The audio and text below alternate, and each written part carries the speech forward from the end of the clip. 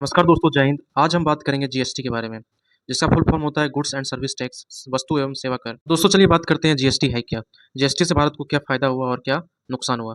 GST आने से दोस्तों भारत के जीडीपी अर्थव्यवस्था में ग्राफ का जो अर्थव्यवस्था का ग्राफ होता है, उसमें ग्रेजुअली इंक्रीज़मेंट देखने को मिला है। जीएसटी से भारत का अर्थव्यवस्था बहुत ही सुधरा है, बहुत ही सुधरने वाला है, ठीक है? जीएसटी एक समान कर पूरे देश में एक समान कर लागू करने के लिए किया गया है। जीएसटी का पहला प्रारूप अटल बिहारी वाजपेयी सरकार के दौरान 2000 ईस्वी में ही दिया गया था, लेकिन तब से लेके 2017 तक लगातार इस पे चर्चाएँ हुई, बैठक हुई, बहुत सारे इस पे मुद्दे पे चर्चे हुए, लेकिन अंत में मोदी सरकार में 1 जुलाई 2017 को इसको पूरे देश में लागू किया गया।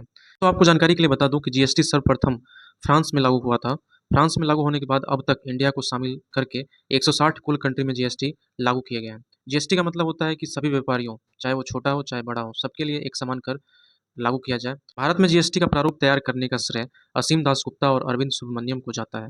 जीएसटी के 3 भाग हैं। पहला है एसजीएसटी, जिसमें कि स्टेट गवर्नमेंट डायरेक्ट कर कर लगाती है। दूसरा होता है सीजीएसटी, जिसमें सेंट्रल गवर्नमेंट कर लगाती है।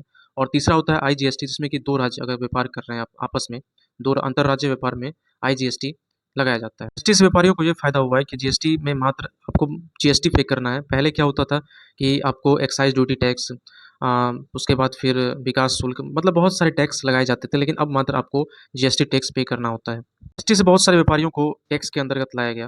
मतलब बहुत सारे व्यापारी जो टैक्स से बचते थे, अब उनको टैक्स पे करना पड़ता है। चाहे वो छोटा हो, चाहे बड़ा हो, उनको जीएसटी के ज़रिए टैक्स के अंतर्गत लाया गया और इससे जीडीपी में ग्रोथ देखने को मिला है।